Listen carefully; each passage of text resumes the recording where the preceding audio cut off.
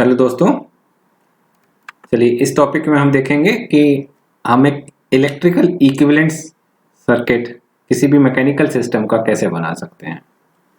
ठीक है, तो अब बात अगर इलेक्ट्रिकल इक्विवेलेंट की आई है तो दो इलेक्ट्रिकल इक्विवेलेंट सर्किट बन सकते हैं इसमें। पहला, बाय यूजिंग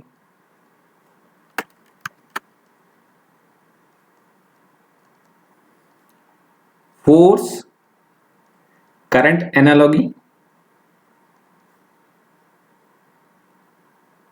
और जो दूसरा बनेगा वो बनेगा आपका by using force voltage analogy.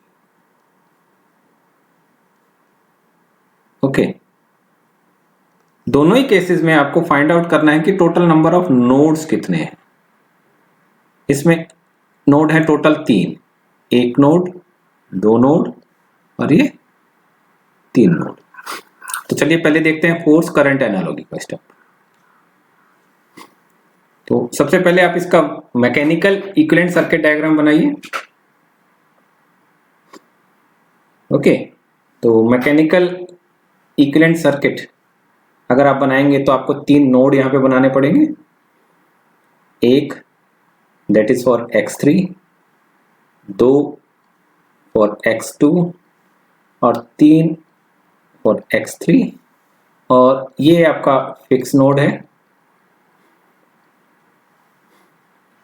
ठीक है, तो ये आपका फिक्स नोड आ गया। तो फर्स्ट आप x1 नोड पे देखिए, ft लगा हुआ है x1 नोड पे। The direction is away from this, तो this is your x1 node.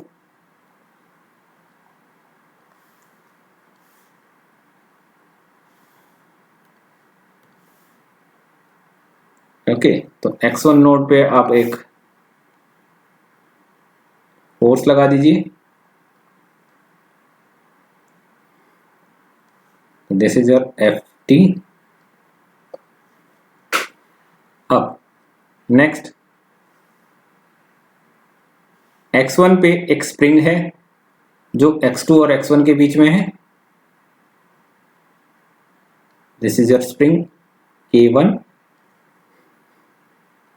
Okay, x2 पर एक मास है।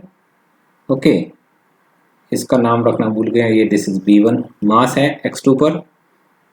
तो ये मास हो गया m और इसका वैल्यू है m1।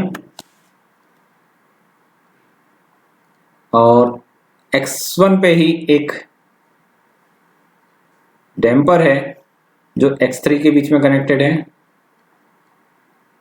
Damper this is b1, और x3 पर आपके पास एक मास है m2 जो रेफरेंस नोड पे कनेक्टेड है। ओके, और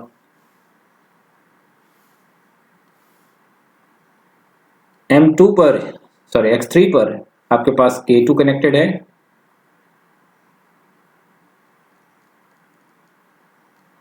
दिस इज योर k2, और m3 पर है आपके पास एक डैम्पर कनेक्टेड है।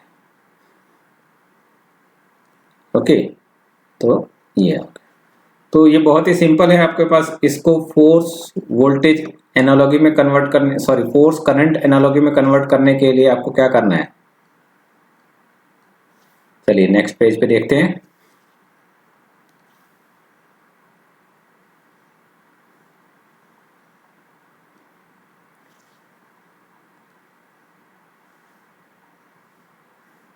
ओके,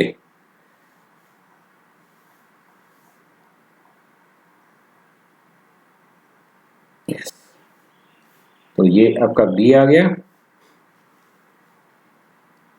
तो हमें कुछ नहीं करना है इसमें, जस्ट आपको सिर्फ टेबल याद होना चाहिए फोर्स करंट एनालॉजी का, कि आपके पास ये करंट सोर्स हो गया। तो इसको आप लिखेंगे आई ऑफ टी।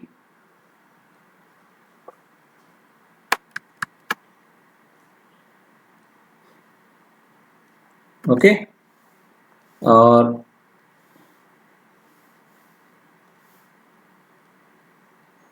फिर आपके पास ये K है, K जो आपके पास होता है वो 1/L के बराबर होता है, ठीक है।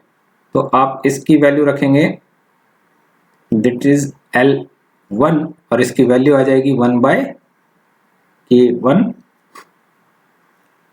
सेकेंड नोड वही रहेगा X1, और ये ग्राउंड नोड। फिर इसके अंदर यहाँ पे एक मास कनेक्टेड है। मास फोर्स करंट एनालॉगी में मास किसके बराबर होता है बेटा? कैपेसिटेंस के बराबर होता है। This is your C1। फिर आपके पास एक डैम्पर कनेक्टेड है। डैम्पर आपके पास रेजिस्टेंस के बराबर होता है। This is your R1। R1 की वैल्यू किसके बराबर हो जाएगी? V1 की, और ये M1 के बराबर। ओके। फिर यहां पर एक मास कनेक्टेड है।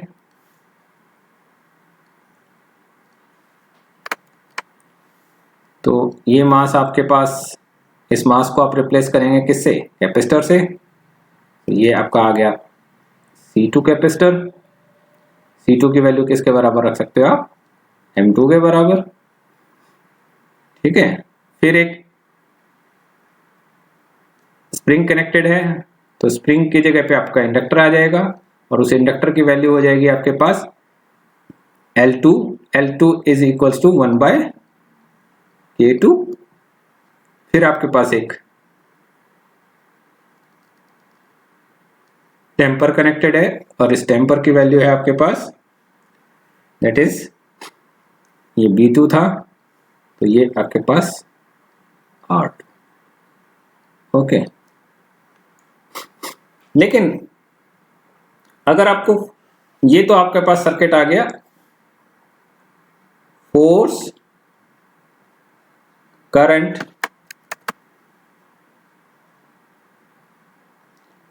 एनालॉजी,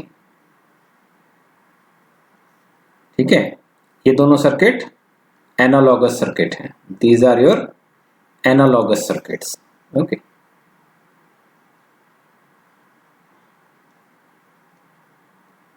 और एनालॉजी कौन सी यूज की है हमने? Force current analogy. लेकिन अगर हमें यूज करनी है फोर्स वोल्टेज एनालॉजी, तो अब हम क्या करेंगे? चलिए देखते हैं। फोर्स करंट एनालॉजी के केस में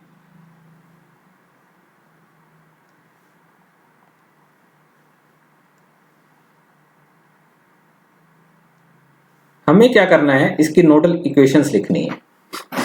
ओके। तो नोडल इक्वेशंस लिखेंगे आप इसमें। तो एट नोड 1 आपकी इक्वेशन बनेगी,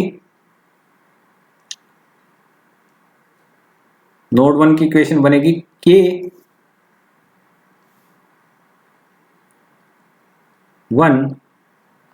X1 minus X2 equal to 0, sorry FT not equal to 0, क्योंकि आपके पास एक्सटर्नल फोर्स है। K2 की इक्वेशन बनेगी आपके पास नोड 2 की, M1 D2X2 by dt square plus B1 d by dt of x2 minus x1 plus k x2 minus x1, and this is will be equal to 0। और जो third equation बनेगी, ये node 1 की आ गई। Okay. ये node 2 की equation आ गई, और नोड 3 की इक्वेशन देख लेते हैं।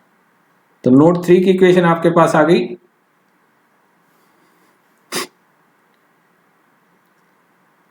M2 d by dt square of d2 x3 plus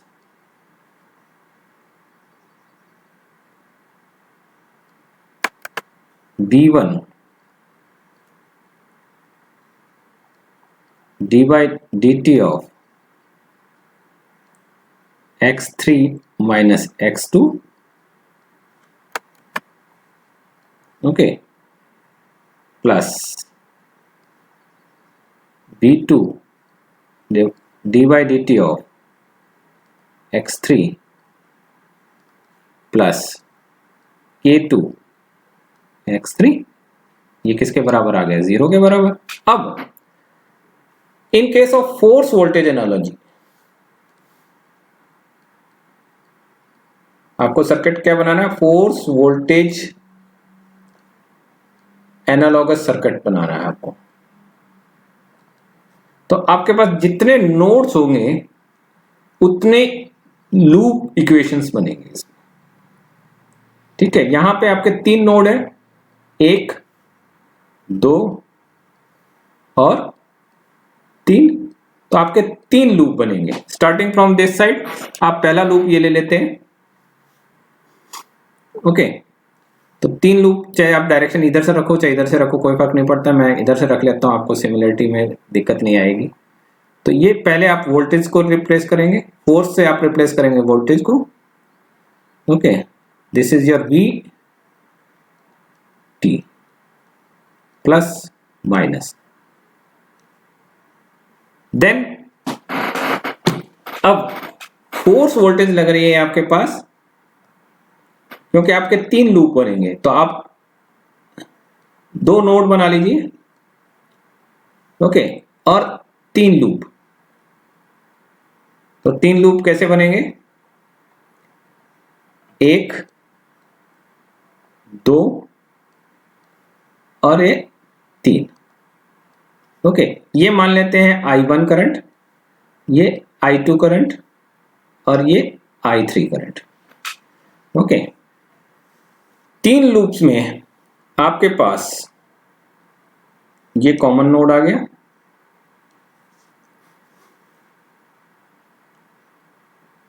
I1, okay. अब बात करते हैं, क्योंकि पहला जब आप बात कर रहे हैं तो यहां पर ये वाली इक्वेशन को देखना है आपको। तो यहां पर क्या है? के जो फोर्स वोल्टेज एनालॉगी में होता है वो होता है 1/c के बराबर। तो यहां पर एक कैपेसिटेंस कनेक्ट करोगे जिसकी वैल्यू होगी C1 is equal to 1/K1, okay. ये हो गया फर्स्ट पॉइंट, ठीक है। सेकंड, क्योंकि देखिए आप यहां पर अगर मैं इस I1 को x1 मान लेता हूं, I2 को x2 मान लेता हूं और I3 को x3 मान लेता हूं, ठीक है। तो यहां से करंट देखिए I, ठीक है। हालांकि ये करंट आपको ऐसे नहीं लिखना है, यहां पे आपको ये करंट आ जाएगा, ठीक है। तो आप इक्वेशन लिखेंगे तो आपको पता चल जाएगा इसमें कैसे क्या काम होगा।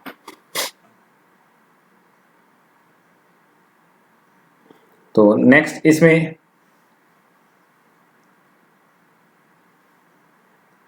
नोड 2 की इक्वेशन देखिए। नोड 2 की इक्वेशन में डी एम है, उसके साथ सिर्फ एक्स का फैक्टर है, तो आप एम होता है इसका इक्विवेलेंट, किसके बराबर होता है? इंडक्टर के। तो I2 आ गया यहाँ पे, सिर्फ I2। तो यहाँ पे आप लिखिए M1 हो गया, तो ये हो जाएगा L1, किसके बराबर? M1 के, okay. Then next dx2 minus x1, okay, dx2 minus x1, तो b किसके बराबर होता है बेटा?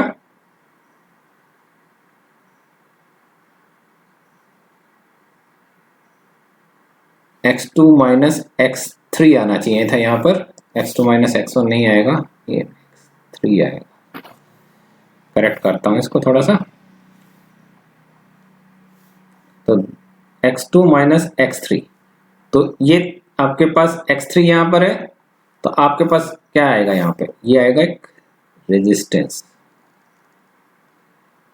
ठीक है। और इस रेजिस्टेंस की वैल्यू आ जाएगी आपके पास R1, जिसकी वैल्यू है आप V1 के बराबर पुट कर सकते हैं, ठीक है। फिर आपके पास इक्वेशन है K की, ओके। तो K क्या है,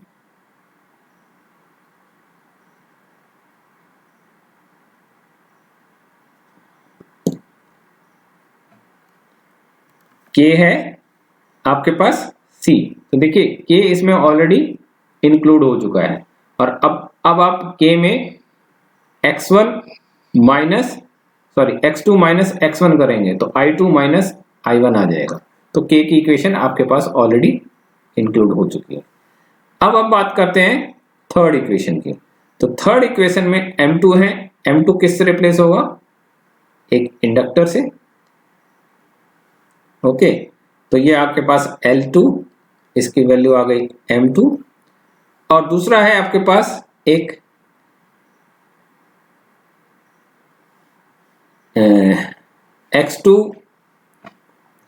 x3 माइनस x2, ठीक है। x3 माइनस x2 वाला जो V1 है वो आपका ऑलरेडी इंक्लूड हो चुका है यहाँ पे, तो ये टर्म आपकी इंक्लूड हो चुकी है।